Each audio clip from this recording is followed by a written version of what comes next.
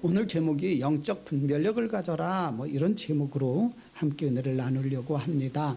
영적 분별력을 가집시다. 옆 사람에게 그렇게 짜려보면서 흘겨보면서 그렇게 한번 좀 알려주시기 바랍니다.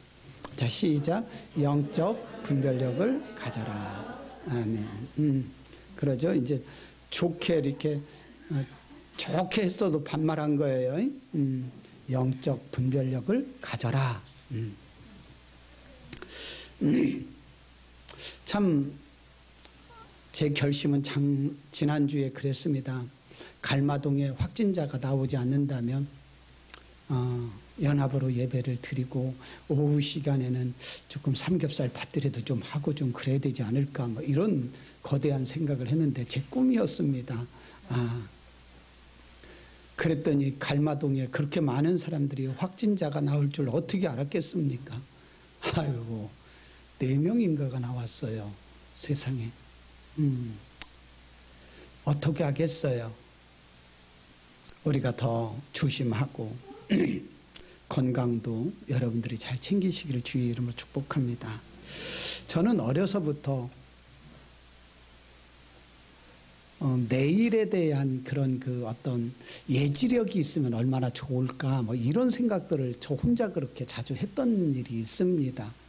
너무너무 행복할 것 같아요. 내일 일만 우리가 미리 알 수 있다면 시험 공부 그렇게 열심히 하지 않아도 미리 다 알 것 같고요. 내일 일만 미리 알으면은 뭐 아주 그냥 뭐 돈도 많이 벌을 것 같고 정말 좋을 것 같았습니다. 근데 이게 살면서 그런 생각들이 없어졌어요.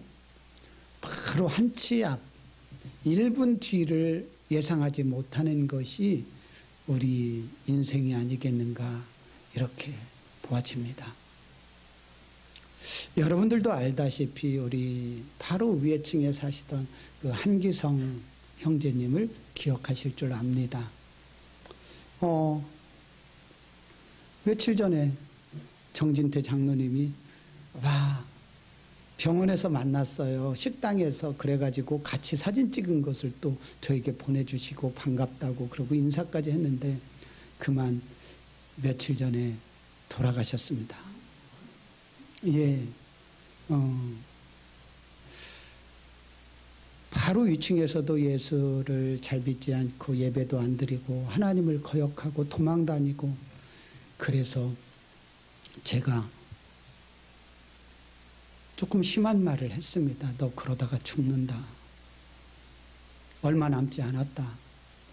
정말로 그럴 수밖에 없는 것이 충분한 이유가 건강상의 이유도 있고, 그랬는데 그 소리를 듣고 서운해가지고 또 이제 저에게 또 컴플레인이 두르고 그랬던 것이 기억이 납니다. 뭐 예지력이 있어서가 아니라 이제까지 제가 살아왔던 경험을 비추어 보면 그럴 수밖에 없다라는 생각을 하게 됐거든요. 우리 정말로 산다는 것이 이게 아무것도 아닙니다. 정말 하나님 앞에 우리가 바르게 살아가기를 주의 이름으로 축복합니다. 이게 바로 예지력 아닐까요? 이런 게 분별력 아닐까요? 하나님 앞에 우리가 바르게 살아가고 그분의 뜻 앞에 우리가 순종하는 삶을 살아가는 것. 그래서 미리 후회하지 않고 그날이 되었을 때에 잘 준비하는 삶을 살아가기를 주의 이름으로 축복합니다. 이 세상에서 어떤 될 일들을 미리 아는 것을 예지력이다, 이렇게 표현을 한다면 우리가 이 세상을 살아가는 모든 사람들에게 하나님께서 주신 선물 중에 하나가 분별력입니다. 거의 모든 분들에게 이 분별력을 주셨거든요. 이러면 되겠구나, 이러면 안 되겠구나 라고 하는 그런 어떤 분별력을 주셨습니다. 그래서 이 분별력을 잘 선용하는 사람은 지혜로운 사람이다, 이렇게 표현이 되고요. 이 분별력을 무시하면서 살아가는 사람들은 조금 좀 뭐라고 얘기할까요? 무식하다 이렇게 해야 될까요? 아니면 어리석다 이렇게 표현할 것 같습니다. 내일에 대해서 아무런 준비도 없이 그냥 오늘에 취해서 오늘을 그렇게 살아가는 사람들을 이야기하는 것입니다. 그런가 하면은 오늘 본문에서 제가 말씀드리고 여러분들과 함께 동의를 구하고 싶은 말씀은 영적 분별력이 있기를 주의 이름으로 축복합니다. 이 세상을 살아가는 데 있어서 우리에게 큰 힘이 되는 것은 분별력이라고 한다면 만나야 될 사람과 만나지 말아야 될 것, 해야 될 일과 하지 말아야 될 것, 이런 것들이 정말 있으면 얼마나 좋았을까요? 결혼할 때에 그때 그게 있어야 되는데 뭐 이런 생각하지 않습니까? 웃지도 않는데 근데 이 영적 분별력은요, 우리가 하나님의 자녀로서 하나님이 기뻐하시는 뜻이 무엇이고 하나님께서 나에게 원하시는 그 일이 무엇일까를 분별하며 거기에 맞게 행동하는 것을 저는 영적 분별력이다, 이렇게 저는 정의를 내렸습니다. 아니, 사전적 의미는 뭔가는 잘 모르겠어요. 그러나 제가 오늘 드리고 싶은 말씀은 영적 분별력이다. 그러면 하나님과 나와의 관계 가운데에 주님께서 기뻐하시는 삶을 살아가는 것, 그리고 살려고 노력하는 그 지혜가 바로 영적 분별력이다, 이렇게 제가 말씀을 드리고 싶습니다. 여기에 있는 사랑하는 성도 여러분들, 영적 분별력이 있기를 주의 이름으로 축복합니다. 그래서 우리가 이 세상적인 어떤 분별력이 없이 살아왔던 사람들이 있습니다. 성경에도 보면 아브왕이 그러지 않았습니까? 아주 신앙이 없는 세상 사람들이거든요. 뭐 이세벨 같은 사람도 그랬고요. 또 애굽의 그 바로 왕도 이 분별력이 없는 거예요. 이게 결국은 가서 자기 아들까지 죽고 나서야 어거지로 그것을 가지고 그 이스라엘 백성들을 도와주지만 그것마저도 또 잡으려고 또 군사를 또 파견하고, 그래서 그 군사들마저도 다 죽고 또 그리고 그 나라가 멸망하고 나서야 끝나지 않습니까? 뭐 이런 사람들이, 그런 사람들이 있습니다. 근데 이 또 영적 분별력이 없는 사람들도 성경에는 많이 나오지요. 뭐 예를 들면 삼손이라는 사람들도 신앙의 자녀로서 하나님의 자녀임에도 불구하고 하나님께서 내 자신에게 원하는 것이 무엇인지를 모르고 그렇게 세상 사람, 그 여인에게 그냥 이렇게 넘어가 가지고서 그냥 취하지 않습니까? 뭐 예를 들어서 하나님의 자녀인 가인도 그랬습니다. 그래서 하나님의 뜻을 발견하지 못하고 그냥 그의 동생을 또 죽이지 않습니까? 그 에서도 또한 그러잖아요. 영적 분별력이 없다 보니까 팥죽 한 그릇에 그냥 그 야곱에게 그 장자의 직분을 팔아버리고 맙니다. 르우벤 같은 경우도 참 계모의 어머니의 침상에 오르는 그런 또 죄를 또 범한 사람도 있고요. 신약에서는 뭐 가룟 유다와 같은 사람들, 뭐 이런 사람들이 영적 분별력이 없었던 사람이라고 하는 거지요. 그런가 하면은 아브라함이나 모세나 요셉이나 다윗, 느헤미야 뭐 이런 모든 분들을 이렇게 보면 성경적으로 그 위인들을 보면 영적 분별력이 있었던 사람들입니다. 내가 무엇을 위해서 살아갈 것인가? 나에게 하나님께서 오늘 이 자리에 있게 하신 것이 무슨 뜻인가라고 하는 부분들을 늘 질문했고 하나님 앞에서 부끄러움이 없는 삶을 살려고 노력했던 사람들이지요. 우리나라만 하더라도 요즘 많이 어려움이 있습니다. 참 내일에 대해서 어떤 일이 있을지 이건 뭐 도저히 상상할 수 없는 그런 시대를 우리가 살아가고 있습니다. 혹시 우리나라가 제일 먼저 제일 좋은 코로나 백신을 발견하게 된다면, 개발하게 되고 생산이 된다면 우리나라의 위상은 완전 달라질 수 있거든요. 또 그런가 하면은 또 다른 나라에서 먼저 개발이 된다면 또 얼마나 이게 또 비굴해야 되고 또 이게 정치적인 수단과 방법이 또 들어가야 되겠습니까? 여튼 정치, 경제, 사회, 문화, 종교, 교육 모든 부분이요, 내일을 예상할 수 없는 급변하는 시대에 지금 우리가 살아가고 있습니다. 그렇기 때문에 이런 시대적인 흐름을 잘 읽고 대처하기 위해서는 분별력이 있어야 될 줄로 믿습니다. 할렐루야. 그래서 우리가 이 신앙생활도 똑같은 거예요. 이 분별력이 있어야 되는데 이 신앙생활에서의 분별력을 저는 영적 분별력이다, 이렇게 지금 설명을 하고 있습니다. 이 영적 분별력이 있어야 되는 이유는 모든 세상이 그저 그냥 이렇게 돌아가는 것 같지만 자세하게 여러분들이 분별력을 가지고 보면 영적 싸움이라는 것을 알게 됩니다. 하나님의 말씀 앞에 바로 서려고 하면 할수록 어둠의 영들은 계속 우리를 도전하고 우리를 넘겨뜨리곤 합니다. 참과 거짓, 성령과 악령의 전쟁이라는 거예요. 나중에 이제 우리가 앞으로 더 나이가 들고 시대가 흘러가고 나오면 정치적인 이념들이 종교적인 싸움으로 저는 변질될 거라고 저는 확신하고 있습니다. 하나님이 주신 영적 분별력을 가지고 하나님께서 기뻐하시는 삶을 선택하기를 주의 이름으로 축복합니다. 조금 힘들 수도 있지요. 특히 가족 가운데에 신앙생활을 하지 않는 분이 있다면 얼마나 어렵고 힘들겠습니까? 그래서 내 신앙을 위해서라도 내 가족을 전도하기를 주의 이름으로 축복합니다. 일단 그러면 참 좋겠어요.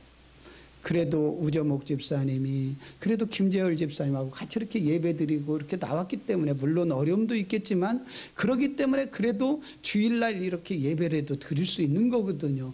근데 우리 김재열 집사님 만약에 예수를 안 믿고 막 그런다면은 얼마나 예배드리는데 불편하겠어요. 가족 전체가 예수를 믿는, 구원을 시키는 여러분들 되기를 주의 이름으로 축복합니다. 오늘 봉독한 내용이 이렇습니다. 솔로몬은 다윗 왕의 어떤 그런 후계자가 되어서 왕위에 오르는데, 사실 솔로몬이 왕위에 오를 수 있는 조건은 전무했습니다. 왜냐하면 7번째 아들이거든요.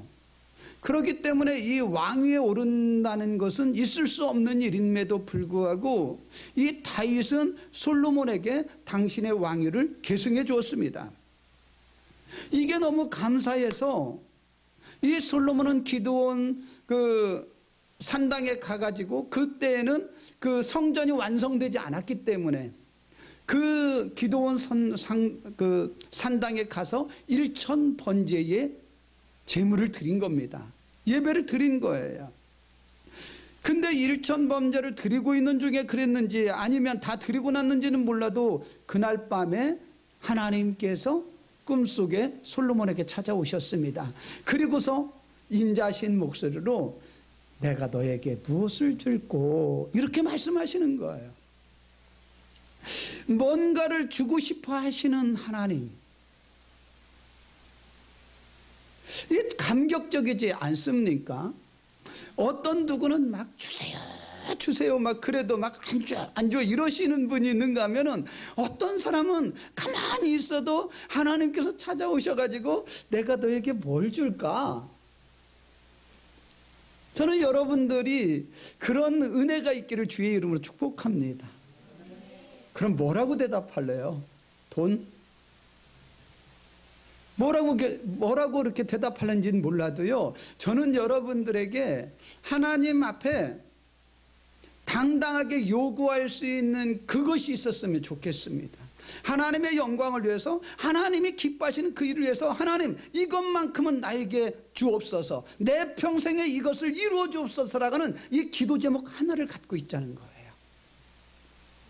만약 솔로몬에게 찾아오셔가지고 내가 너에게 뭘 줬으면 좋겠는데 뭘 줄고?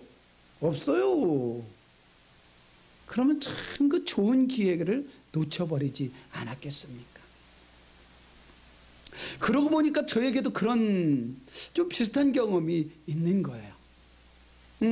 제 1회 캠프를 이렇게 잘 마치고 나서 잘 마친 건 아니었죠. 참 지금 생각하면 참 드릴 말씀이 많이 있습니다. 전북 지역이 지금은 오면 한 450mm까지도 오지만 하루에 300mm 이상의 비가 온 것은 부안지방에 처음이라고 그랬어요. 괜찮던 그 냇물이 넘쳐가지고 자동차가 그냥 막 시동이 꺼져서 비가 와도 그렇게 많이 왔을 수가 있을까요? 그리고 나서 교회 와가지고서 이제 모든 거 정리하고 그리고 며칠 뒤에 이제 산에서 기도를 할 때에 하나님께서 저에게 찾아오셨어요. 그렇지 감동이 안 되네. 근데 뭐 이렇게 무엇을 줄까 이런 질문을 하신 것이 아니라 내가 너에게 선물을 줘야지 이러시는 거예요.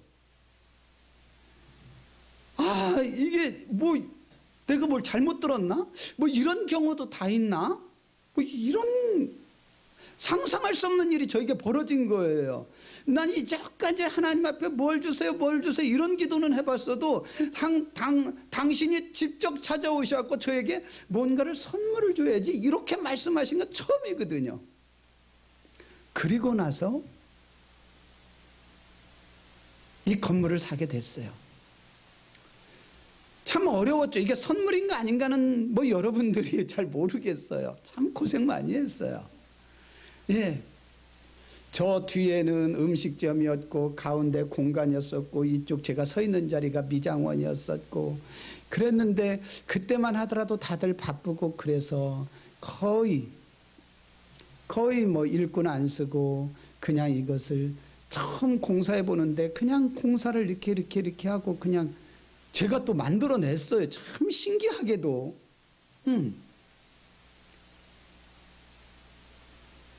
근데 어려움이 있었지요. 왜 없었겠어요? 때로는 힘들고 제가 이게 목사입니까? 내가 이런 질문도 해보고요. 이게 정말 선물이 맞습니까? 이런 질문도 많이 했어요. 그래도 제가 한 번도 좌절하지 않은 것은 하나님의 그 응답이 있었기 때문에 참 어렵고 힘든 가운데도 뭐 다 설명은 이렇게 주일 낮 시간이니까 다 설명을 못하지만서도 계약이 잘못됐고 이래가지고 뭐 아주 그 위급한 상황에도 하나님께서 제게 주셨던 그 말씀 내가 너에게 선물을 줘야지 이 말씀 하나 때문에 지금까지 한 번도 뒤를 돌아보지 않고 왔고요. 그리고 또한 이 건물은 하나님의 선물이라는 생각을 지금도 가지고 있습니다. 여러분들 솔로몬이 이렇게 하나님께서 내가 너에게 선물을 줘야지가 아니구나. 너는 내게 구하라. 내가 너에게 무엇을 줄고 이런 응답을 받기 위해서는요. 분명히 우리가 알아야 될 것 중에 하나가 뭐냐면 솔로몬은 왕위를 받고 나서 지금 제사를 드리고 있는 겁니다. 많은 분들이 무엇을 이루기 위해서 기도는 합니다. 하나님 합격하게 주시옵소서 막 작정 기도하고 얼마나 그럽니까? 응? 우리 권사님 얼마나 따님 합격을 위해서 그렇게 새벽에 나와서 기도하고 여러분들 얼마나 많은 기도를 합니까? 그런데 되게 보면 하나님께서 그것을 응답해 주시고 난 뒤에는 그 응답에 대한 감사가 없는 분들이 너무나도 많이 있습니다. 그렇기 때문에 하나님이 준비하신 그것들을 더 좋은 것들을 받지 못하는 경우가 있다는 거예요. 무슨 말씀인가 이해가 되시면 아멘. 하나님께서는 왕위뿐만이 아니라 영광도 있고 수도 있고 그의 자손의 복도 있고 그 많은 것들을 하나님께서 이에게 주고 싶은데 그 왕권을 받고 나니까 그냥 그가 망각해버리고 잃어버리고 예배자의 삶을 포기했다면 아마 오늘의 솔로몬은 없었을 겁니다. 사랑하는 성도 여러분들, 물론 우리가 무엇을 되기 위해서 하나님 앞에 기도하는 것도 소중하지만 응답받고 난 다음에 감사할 수 있는 여러분들 되기를 주의 이름으로 축복합니다. 더 하나님을 영광스럽게 하는 여러분들 되기를 주의 이름으로 축복합니다. 그래서 이 솔로몬은 재빨리 준비했던 멘트 그대로 하나님 앞에 말씀드립니다. 나에게 지혜로운 마음을 주옵소서. 뭐 간단하게 설명하면 그거지요. 이것을 다시 해석하면 이 많은 이 백성들을 다스리려면 지혜가 필요합니다. 이들의 말을 듣고 옳고 그름을 판단할 수 있는 분별력을 내게 주옵소서. 이 말씀이에요. 하나님의 백성을 하나님의 사람으로 잘 양육하기 위해서 이 영적인 분별력이 나에게 필요합니다 라고 하는 기도죠. 하나님께서는 이 말씀을 듣고 이 솔로몬의 그런 그 대답을 듣고 마음이 매우 흡족하셨습니다. 그래서 10절에 그렇게 말씀합니다. 같이 한번 봉독해 볼까요? 10절 시작. 솔로몬이 이것을 구하매 그 말씀이 주의 마음에 든지라. 제가 지금 개역 한글 성경으로 지금 보기 때문에 약간씩 달라요. 예, 그 부분은 여러분들 조금만 이해해 주셨으면 좋겠습니다. 이 말씀에 마음에 든 거예요. 정말 하나님의 마음을 드는 기도, 하나님의 마음을 흡족해 하는 여러분들 되기를 주의 이름으로 축복합니다. 나의 영광 수도 아니고 나의 영광을 위해서도 아니고 부도 아니고 내 자녀들도 아니고 하나님의 백성들을 바르게 인도하기 위한 그 기도, 그 기도를 하나님께서는 듣고 싶으셨던 거지요. 그렇기 때문에 12절과 13절은 하나님께서 솔로몬에게 그렇게 말씀합니다. 같이 또 12절서부터 같이 봉독해 올립니다. 시작. 내가 내 말대로 하여 내게 지혜롭고 총명한 마음을 주노니 내 앞에서도 너와 같은 자가 없었거니와 내 뒤에도 너와 같은 자가 일어남이 없으리라. 내가 또 내게 구하지 아니한 부귀와 영광도 내게 주노니 내 평생의 왕들 중에 너와 같은 자가 없을 것이라. 아멘. 우리가 이 현대를 살아가면서 꼭 필요한 것이 솔로몬이 구한 이 영적 분별력이 여러분들에게도 필요합니다. 성경 공부 시간에 그런 예화를 듭니다. 이 자리에 안 계시고 혹시 들으시면 그런데 그분이 이제 처음 예수를 믿기 위해서 이렇게 했어요. 근데 이렇게 대화를 하다가 술을 드셨대요. 이제 새신자니까 이번 주에 술을 많이 먹었더니 힘들다 그래서 그래 술을 얼마치 먹었는데 그랬더니 240만 원어치 먹었다네요. 전 지금도 궁금해요. 욕조에다가 이렇게 다 따로 놓고 수영을 했는지 어쩐지는 저는 잘 모르겠는데 그 240만 원을 어떻게 먹는 건지는 몰라도 그걸 먹었대요.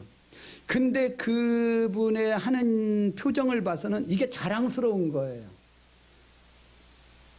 혹시 여러분들의 친구 중에 내가 얼마치 술을 먹었다 뭐 이런 이야기, 술을 뭐 아니면은 뭐 대도병으로 뭐 이 큰 병으로 뭐 몇 개를 먹었지, 뭐 맥주를 뭐 얼마나 먹었지, 이런 것들을 자랑스럽게 얘기하는 분들이 있습니까? 분별력이 없는 거예요. 그게 어리석고 멍청한 거지 그게 자랑할 게 아니거든요. 지금 분별력의 차이를 지금 말씀드리고 있는 겁니다. 근데 세상을 살아가는 사람들도 이게 얼마나 어리석고 자기 몸을 죽이는 건지 이게 답이 나오거든요. 이 바보 같은 일이 우리 믿는 사람들에게는 있어서는 안 되는 거거든요. 근데 더하여서 이 영적 분별력은요, 하나님이 기뻐하시는 거예요. 이 영적 분별력이 있어야 되는 이유는 첫 번째가 뭐냐면 하나님의 뜻을 분별할 수가 있는 거예요. 영적 분별력은요, 하나님의 뜻을 발견하는 거예요. 나를 향한 하나님의 뜻, 하나님의 온전하신 그 뜻, 이 세대를 향하신 하나님의 뜻을 발견해 나가는 거예요. 그렇기 때문에 저는 기도 가운데에 정말로 하나님께서 마음을 가지고 계시고 아파하시는 것이 이 세대를, 다음 세대를 이끌어가는 이 청소년들에 대한 하나님의 마음을 저는 제 나름대로 발견했거든요. 그렇기 때문에 제 나이가 그렇게 늦은 나이임에도 불구하고 청소년 사역을 했고, 그리고 또한 시작을 할 때에 하나님께서 그런 응답을 저에게 주셨습니다. 저도 여러분들이 어차피 이 땅을 살아간다면 이 영적 분별력을 가지고 하나님의 뜻을 발견해 나가고 그 일에 여러분들이 하나가 되기를 주의 이름으로 축복합니다. 하나님의 이 뜻을 분별하는 거예요. 그것이 영적 분별력입니다. 그리고 두 번째는 이 하나님이 주신 영적 분별력이 있어야만이 선과 악을 분별할 수가 있습니다. 이 분별력이 없으면 선이 뭐고 악이 뭔지를 모르는 거예요. 민감해야 됩니다.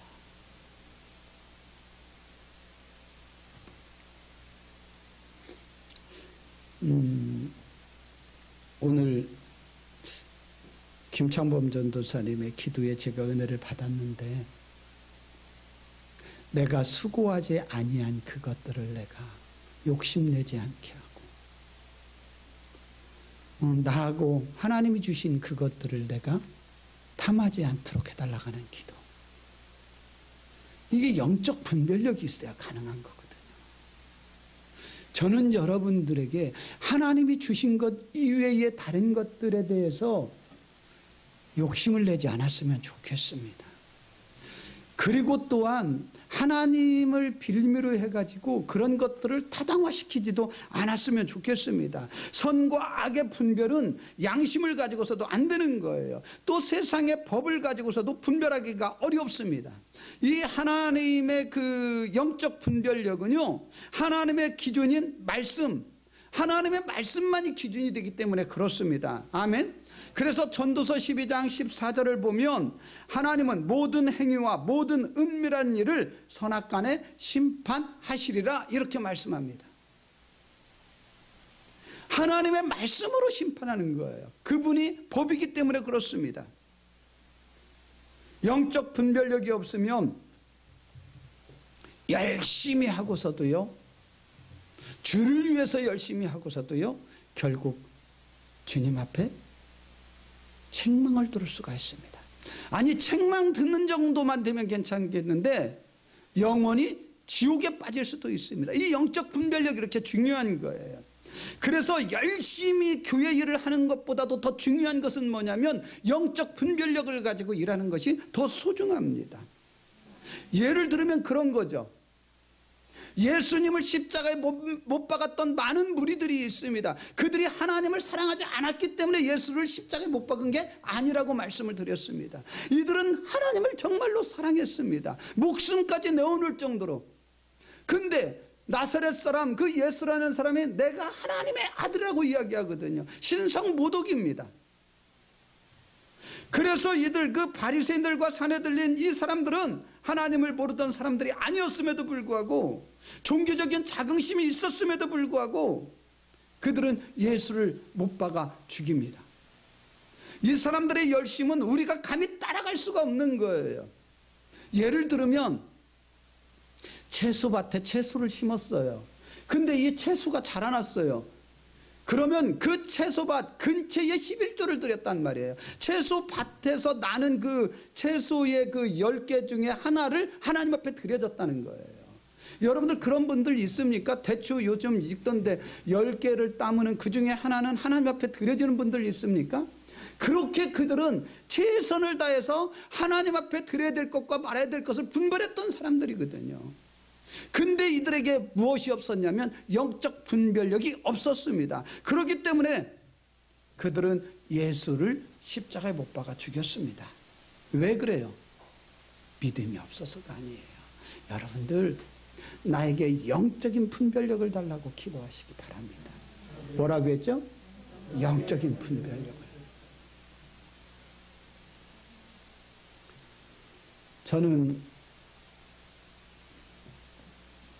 뭐 어렵게 여러분들에게 설교하거나 그러지 않으려고 노력을 많이 하는 편이거든요. 그리고 제가 이해하고 있는 것만 설교하려고 되도록이면 노력을 하고, 제가 이해하지 못한 것까지 설교를 한다면 저도 힘들고 그러기 때문에 하지 않는 편인데, 예, 이 분별력이 있어야 돼요. 분별력이 없으면 목사가 사람으로 보여요. 목사도 사람인데 뭐. 정말 그래요. 하나님 것과 내 것이 구분이 안 돼요. 하나님이 주셔도요, 감사가 없이 그냥 우연히 된 일들이에요. 이게 분별력이 있기를 주의 이름으로 축복합니다. 그러면서 하나님이 주신 분별력, 이게 있으면요, 우선순위를 또 분별이 돼요. 무엇이 급하고 무엇이 중한디, 뭐가 중한디, 그걸 이게 구분이 되어야 되는 거예요. 급한 것과 중한 것, 어떤 것이 여러분들 먼저일 것 같아요? 급한 것이 먼저예요? 중한 것이 먼저예요? 중요한 것이 먼저. 화장실 가는 건 급한 거예요. 그건 그냥 드리는 말씀이고요. 이게 영적 분별력이 있어야 돼요. 중한 것과 급한 것도 어떤 게 뭐 그럴 수도 있어요. 어떤 우선순위를 정하자는 게 아닌데요. 이 구분이 여러분들에게 있기를 주의 이름으로 축복합니다. 근데 이것들이 분별력이 없는 분들이 가끔 있어요.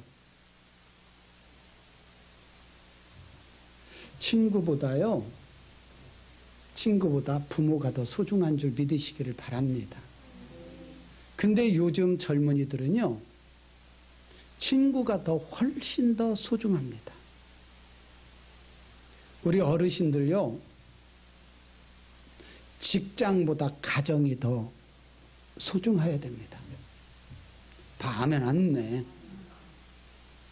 직장보다요, 가정이 더 소중하게 여겨져야 됩니다. 가정을 위해서 이 직장을 주신 거지요. 직장을 위해서 가정을 주신 게 아니기 때문에 그렇습니다. 이 영적 분별력이 없으면 이 직장 때문에 가정을 무시하는 분들을 많이 봤기 때문에 그렇습니다.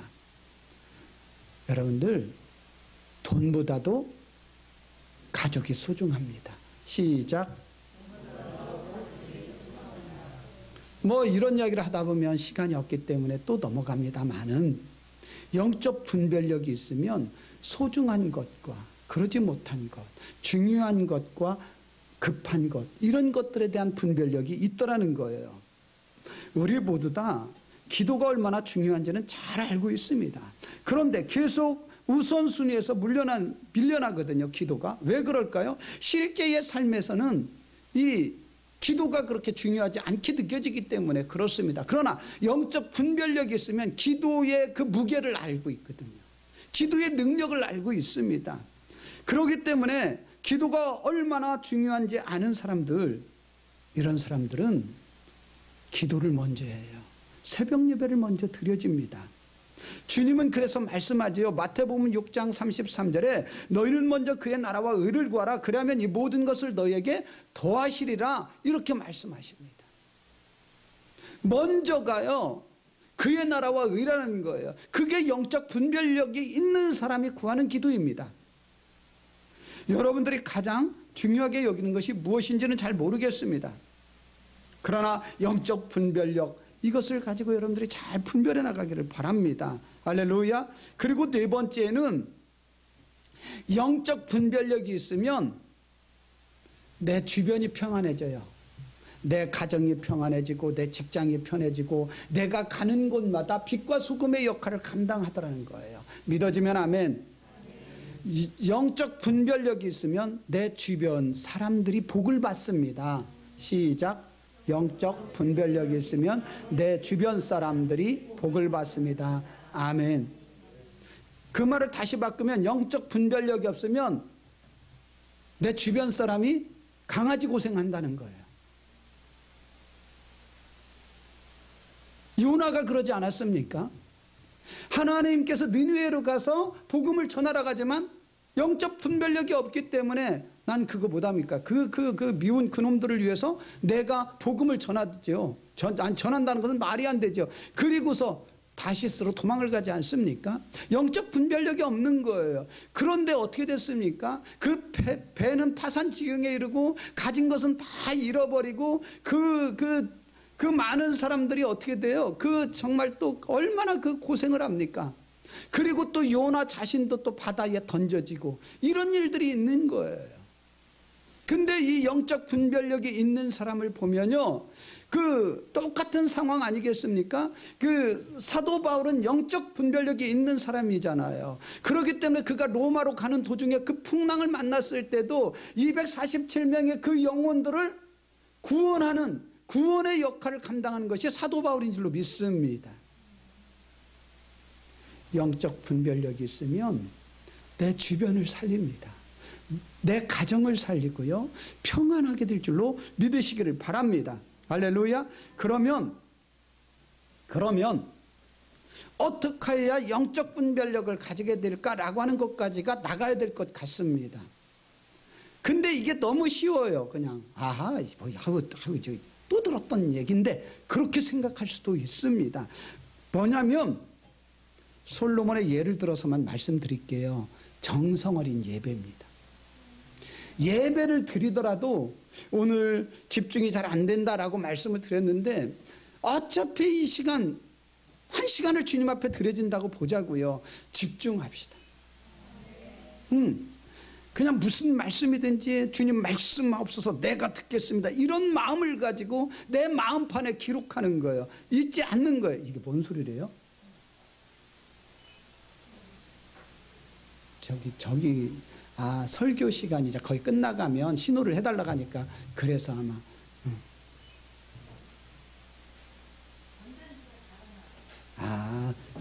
정진태 장로님 그 충전기가 충전 다 됐다고 지금 신호가 왔습니다.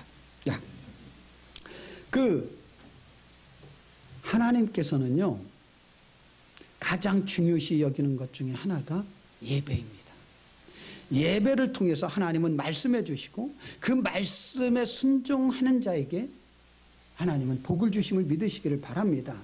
그렇기 때문에 한 번의 예배를 드리더라도 하나님을 감동시키시는 예배를 드리는 여러분들 되기를 주의 이름으로 축복합니다. 그냥 생각 없이 드리는 예배가 아니라 최상의 예배를 준비하는 거예요. 하나님은 복의 근원이 되시거든요. 그 복은 하나님이 주셔야만이 복된 사람이 될 수 있음을 믿습니다. 그래서 여러분들 한 번의 예배를 드려도 정성을 다한 예배, 그 예배를 통해서 하나님께서는 영적 분별력을 허락해 주십니다. 두 번째는 겸손입니다. 두 번째는 겸손. 이 솔로몬이 지금 이야기를 합니다. 솔로몬이 지금 이 기도를 할 때가 약 22세 정도 되는 나이였었습니다. 20세, 22세 이 정도로 나이가 될 것 같은데요. 솔로몬이 이 정도로 20살 정도가 이렇게 넘어가 버리면 대개 보면 어른인 줄 대개 보면 착각들 해요. 나는 어린 나이입니다. 이렇게 얘기하지 않아요. 나는 청년입니다. 이렇게 얘기하지 않겠습니까? 근데 솔로몬은 하나님 앞에 그런 기도를 합니다. 나는 출입을 알지 못하는 어린 아이와 같습니다. 무슨 얘기예요? 바깥에를 이렇게 나다닐 수 있는 그런 나이도 아니고 그렇게 어린, 나는 7살인 줄 알았어. 6살이나 이렇게 되면은 어쩌면 이런 기도가 어울릴지 몰라요. 근데 하나님 앞에 솔로몬은 정말로 겸손한 거예요. 여러분들 겸손하기를 주의 이름으로 축복합니다. 하나님께서는 겸손한 자와 함께 하시고 교만한 자들 멀리 하시는 거예요. 저도 목회를 하다 보면은 정말 참 이렇게 교만하지 않으려고 제가 많이 노력을 하고 있거든요. 근데 이 본성이라는 것이 나도 모르게 그게 올라와요. 저를 위해서 기도해 주시기 바랍니다. 그리고 또한 여러분들도 나도 모르게 올라오는 이 교만, 잘났다라고 하는 것, 이 착각을 내려놨으면 좋겠습니다. 겸손. 마지막 세 번째는요, 기도입니다. 기도는 여러분들이 목표를 분명히 정했으면 좋겠습니다. 이 솔로몬에게는 분별력이 있었으면 좋겠다. 이 영적 분별력을 내게 주옵소서라고 하는 기도의 제목이 있었기 때문에 하나님 앞에 당당하게 요구할 수 있었고 하나님께서 또한 그것들, 그 외의 것들까지 허락해 주심을 우리가 볼 수 있습니다. 야고보서 1장 5절을 보면 이런 말씀이 있습니다. 너희 중에 누구든지 지혜가 부족하거든 모든 사람에게 후히 주시고 꾸짖지 아니하시는 하나님께 구하라. 그리하면 주시리라. 할렐루야. 구하라는 거예요. 기도하라는 거예요.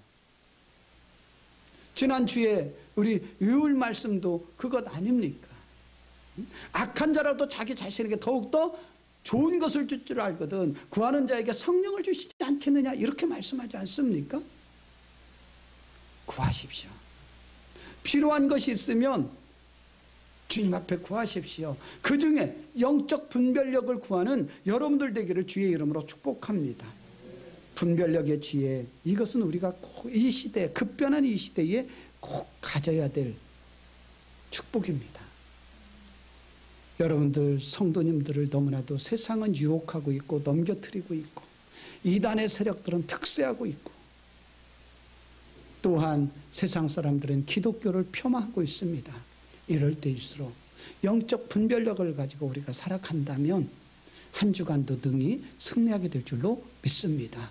기도하겠습니다.